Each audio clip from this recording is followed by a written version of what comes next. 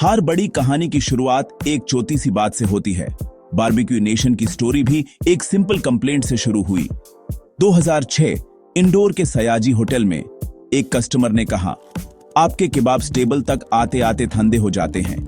अक्सर managers ignore कर देते, लेकिन रेस्टोरेंट मैनेजर प्रोसेनजीत चौधरी ने इस बात को सीरियसली लिया। उन्होंने सोचा, क्यों ना ग्रिल को ही कस्टमर की टेबल पर ले आएं। लाइव ग्रिल, गर्मा गर्म केबाब्स कस्टमर के सामने। ये सिर्फ एक सॉल्यूशन नहीं, एक नया एक्सपीरियंस था। आइडिया होटल के ओनर साजिद धानानी को बताया गया और उन्होंने तुरंत ट्राई करने को कहा। कुछ टेबल्स पर लाइव ग्रिल रख दिए गए। लोग दीवाने हो गए। हर कोई लाइव ग्रिल वाली टेबल चाहता था। अपने हाथों से केबाब सेकना, बटर लगाना, ये एक एक्टिविटी बन गई थी। साजिद धानानी ने समझा, ये कॉन्सेप्ट छोटा नहीं, एक पूरा बिजनेस मॉडल है। इससे जन्म हुआ बारबेक्यू नेशन का, एक कंप्लेंट से एक रेवोल्यूशन। ये कहानी है इनोवेशन की, कस्टमर फीडबैक को सीरियसली लेने की। सिंपल आइडिया, लेकिन एग्जीक्यूशन ने पूरे इंडियन डाइनिंग को बदल दिया। आज बारबेक्यू नेशन हर शहर में एक सेलिब्रेशन का नाम है, और यह सब शुरू हुआ एक ठंडे केबाब से। लाइव ग्रिल का आइडिया तो हिट हो गया, लेकिन बिजनेस मॉडल भी चाहिए था। बारबेक्यू नेशन ने इंट्रोड्यूस किया fixed price, all you can eat buffet. एक ही प्राइस, जितना चाहे खाओ। स्टार्टर्स, मेन कोर्स, डिजर्ट्स, सब कुछ अनलिमिटेड। इंडियन मिडिल क्लास को यह मॉडल इंस्टेंटली पसंद आया। फैमिलीज और दोस्तों के ग्रुप्स के लिए परफेक्ट डील थी। शुरुआत में प्राइस था सिर्फ आर्स 415 पर पर्सन, वैल्यू फॉर मनी। लेकिन प्रॉफिट कैसे? सीक्रेट था हाई टेबल टर्नओवर। स्टाफ को ट्रेन किया गया फास्ट सर्विस के लिए, ताकि एक टेबल पर दिन में ज्यादा कस्टमर्स बैठ सकें। ड्रिंक्स बफे में नहीं थे, मॉकटेल्स, कोल्ड ड्रिंक्स अलग से, हाई मार्जिन पर। अनलिमिटेड स्टार्टर्स के साथ थर्स्ट भी बढ़ती थी और ड्रिंक्स से एक्स्ट्रा प्रॉफिट आता था। ये छोटी छोटी स्ट्रेटजीज, जब हजारों लोग रोज आते हैं तो प्रॉफिट मल्टीप्लाई हो जाता है। फिक्स्ड प्राइस मॉडल के पीछे एक स्मार्ट फाइनेंशियल गेम छुपा था। इसी ने बारबेक्यू नेशन को सुपरहिट बना दिया। बारबेक्यू नेशन का असली मैजिक था मेन्यू इंजीनियरिंग। स्टार्टर्स की लंबी list, crispy corn, paneer tikka, chicken wings, सब high appeal, low cost. Customers unlimited starters खाते हैं, पेट भर जाता है। मेन कोर्स तक भूख कम हो जाती है। मेन कोर्स में मुटोन, बिरयानी जैसे एक्सपेंसिव आइटम्स होते हैं, लेकिन लोग कम खाते हैं। डिजर्ट्स में कुल्फी काउंटर, छोटी पोर्शंस, वैरायटी का इल्यूजन। कस्टमर को लगता है पैसा वसूल हो गया, कंपनी को कॉस्ट कंट्रोल मिल जाता है। यह सिस्टम कस्टमर को खुश भी रखता है और प्रॉफिट भी मैक्सिमाइज करता है।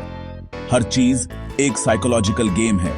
कस्टमर को लगता है वो जीत रहा है, लेकिन असली विनर रेस्टोरेंट होता है। एक्सपीरियंस और प्रॉफिट दोनों का परफेक्ट बैलेंस। इसी फॉर्मूला ने बारबेक्यू नेशन को अनस्टॉपेबल बनाया। मॉडल हिट हुआ तो एक्सपेंशन नेचुरल था। मुंबई के पाली हिल से शुरुआत, फिर दिल्ली, बेंगलुरु, हैदराबाद, मेट्रो सिटीज में तेजी से आउटलेट्स खुले। एक्सपेंशन के लिए पैसा चाहिए था और 2013 में CX पार्टनर्स ने R610 करोड़ इन्वेस्ट किए।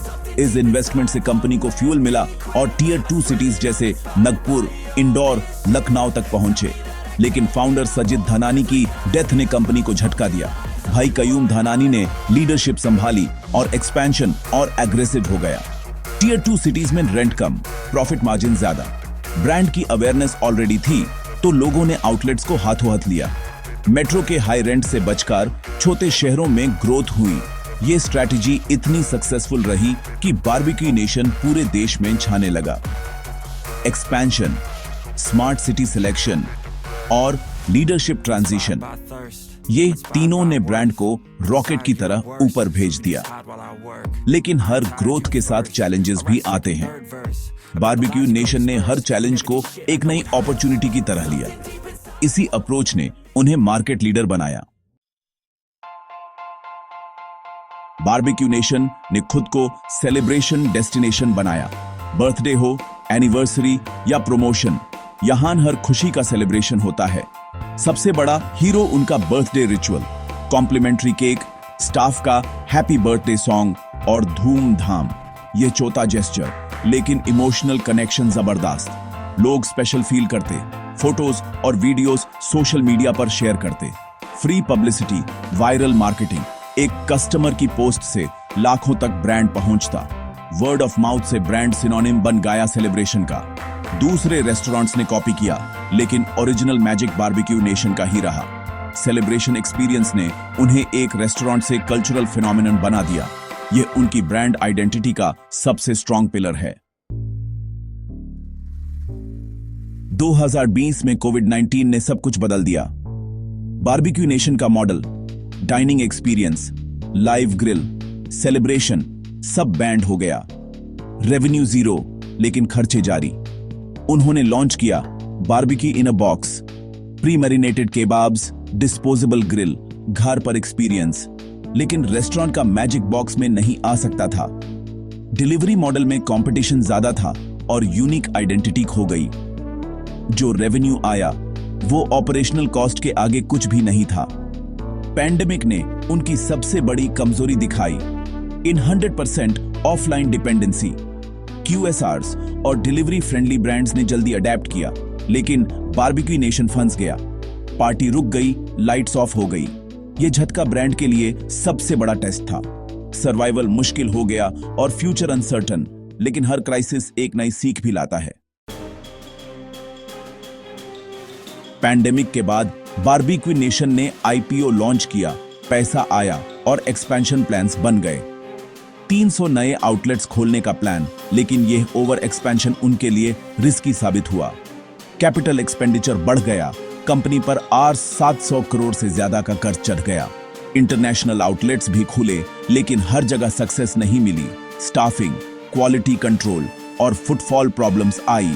2022-23 में इन्फ्लेशन ने रॉ मटेरियल, इलेक्ट्रिसिटी और सैलरीज सब महंगा कर दिया, लेकिन उनका model price sensitive middle class पर बेस्ड था।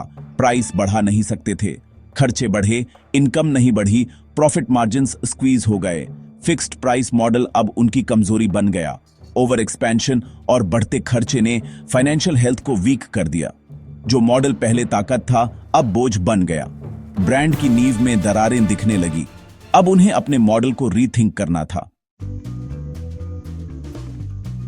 जब बारबेक्यू नेशन स्ट्रगल कर रहा था, QSRs जैसे wow, momo, Faasos, burger king market में छा गए। इनका फोकस स्पीड, कन्वीनियंस और अफोर्डेबिलिटी पर था। यंग जनरेशन को यह ज्यादा पसंद आया। बारबेक्यू नेशन का एक्सपीरियंस 2 घंटे का, QSRs का 10 मिनट का। QSRs डिलीवरी पर ज्यादा फोकस करते हैं, छोटी जगह, कम रेंट, कम कॉस्ट। बारबेक्यू नेशन के बफे मॉडल में फूड वेस्टेज भी ज्यादा, हर आउटलेट में 12-15% खाना वेस्ट। QSRs का made to order model wastage कम करता है। मार्केट में नए, फ्लेक्सिबल, टेक सेवी प्लेयर्स आ गए। बारबेक्यू नेशन का मार्केट शेयर QSRs ने खा लिया। सेलिब्रेशन के लिए अब और भी ऑप्शंस थे। कंपटीशन बढ़ गया, कस्टमर लॉयल्टी कम हो गई। बारबेक्यू नेशन को नए तरीके से सोचना पड़ा। मार्केट के रूल्स बदल गए थे। अब सर्वाइवल के लिए अडेप्ट करना जरूरी था। बारबेक्यू नेशन की जर्नी एक बिजनेस केस स्टडी है। सबसे बड़ी सीख, कस्टमर की सुनो, फीडबैक को सीरियसली लो। इनोवेशन सिंपल आइडियाज से भी आ सकती है। उनका unbeatable formula, live grill, fixed price buffet, menu engineering, celebration marketing. लेकिन over expansion, market trends ignore करना और मॉडल की कमजोरियां ये डाउनफॉल का रीजन बने। कोविड-19 ने सिखाया, एक ही चीज पर डिपेंडेंट रहना रिस्की है। सक्सेस को संभालना पाने से ज्यादा मुश्किल है। आगे का रास्ता रीइन्वेंट करना होगा। Menu, cost control, technology, QSRs का जवाब। बारबेक्यू नेशन की कहानी हर एंटरप्रेन्योर के लिए एक लेसन है। बिजनेस में कुछ भी परमानेंट नहीं। जो आज टॉप पर है, कल नीचे भी हो सकता है। सक्सेस एक सफर है, मंजिल नहीं। सीखते रहना ही आगे बढ़ने का तरीका है।